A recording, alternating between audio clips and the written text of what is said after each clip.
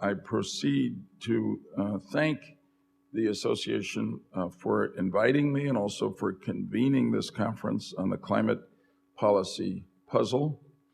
The challenge before us today, which is fighting global warming, is sweeping and the stakes are very high.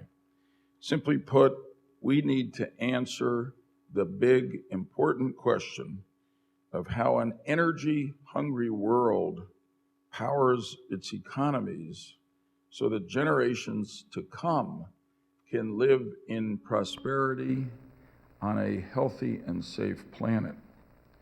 Failure could lead to flooding and drought, more frequent and deadlier heat waves, coastal communities battered by more intense storms and rising sea level, insect invasions that could spread disease and crop failures, which could be followed by hunger and starvation, in some cases mass migrations, humanitarian crises, and the potential as a result for international conflict. This is serious stuff. Science, technology, and the history of the human experience tells us this does not have to happen. We can rise to a challenge this large. We have before, and we must again. I think we've put together the legislative pieces of the climate change puzzle with the bipartisan America's Climate Security Act, which was introduced by Senator John Warner of Virginia and myself, but benefits from enormous input from people within the Senate and outside of the Senate, from public and private sector advocates.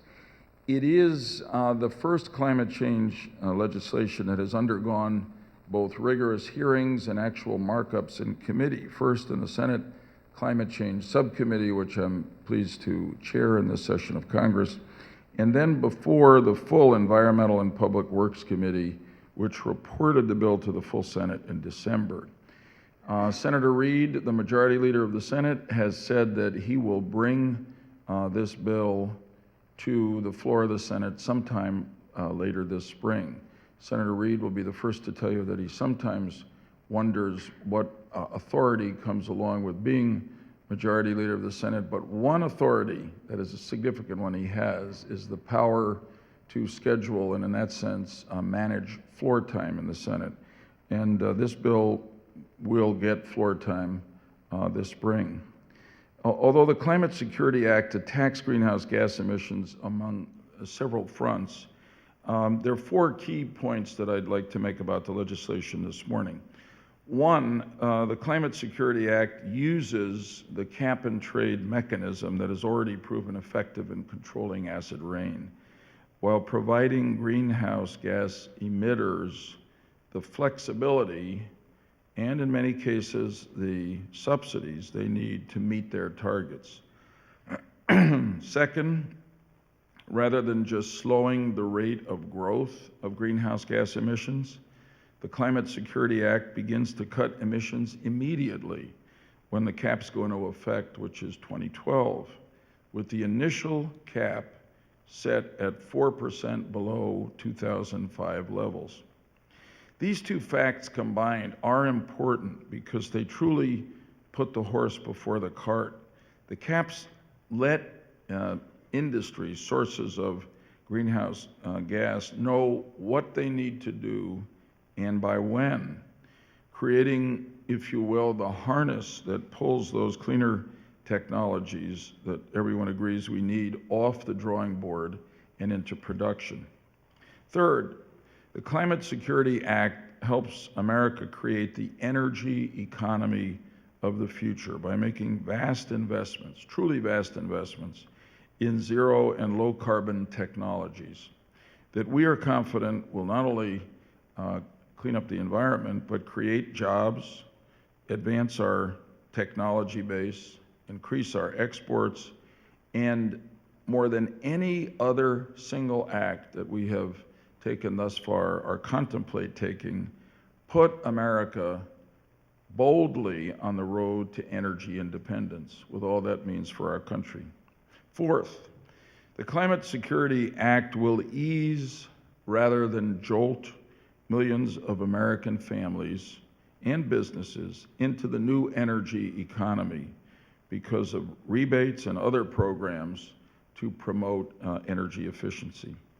The challenge of climate change, of course, has been described and is uniquely daunting, but it seems to me that meeting and overcoming such challenges is the essence of the human story, and if I may say so, human destiny. I'd like to put the scope of what we're trying to do today into historical perspective by taking you briefly back to 1552. Not even I was alive then. Not even McCain was alive then. Yeah, you can tell him I said that. In 1552, when a glove maker named John Shakespeare was fined 1 shilling, about 2 days' pay at the time, for leaving a dung pile on the side of Henley Road in Stratford, England. John Shakespeare, not as well known as his son, who, as you may know, became a playwright, didn't know it at the time, but on the day he was fined, he was taking part in an economic, environmental, and public health revolution that was sweeping Europe. The battle against the plague that had already killed millions of people and continued killing through repeated outbreaks. The doctors and scientists of the day could not explain the plague, but did observe that outbreaks seemed to first occur in crowded cities and towns where sanitation conditions were very bad. Governments of the time rose to the challenge. They began investing in covered sewers and worked to better protect fresh water supplies. They passed what we would today call zoning codes that required buildings in the crowded cities and towns to be built of more expensive stone or brick rather than wood as a way to keep the disease carriers like rats and mice out of homes and businesses. They actually created research institutions to advance their understanding of the plague. And they created public health boards to write and enforce new sanitary standards, including ones that govern the proper disposal of solid waste. But for all of this to work, it also had to be clear to millions of individual Europeans like John Shakespeare that they had to change their ways of doing business, that in fact there was a cost attached to maintaining the status quo, as the fine imposed on Shakespeare reminded him in a very personal way. Although it was certainly cheaper for farmers, merchants, tradespeople, and shopkeepers to just leave the waste on the side of the road, the collective cost of their individual actions was not only threatening their individual lives, but placing an entire civilization in peril. Standards had to be established and enforced across their economies and across their continent before technology could be developed and conduct changed. And that's very much like our challenge with regard to carbon emissions today and greenhouse gas emissions generally, although in this case, we are talking about the globe and not simply a single planet, a single continent. Now, I'm sure there were people back then who thought and argued and probably organized in advocacy groups to say that these kinds of investments in public works and public health, coupled with new governmental regulations, would simply ruin the economy.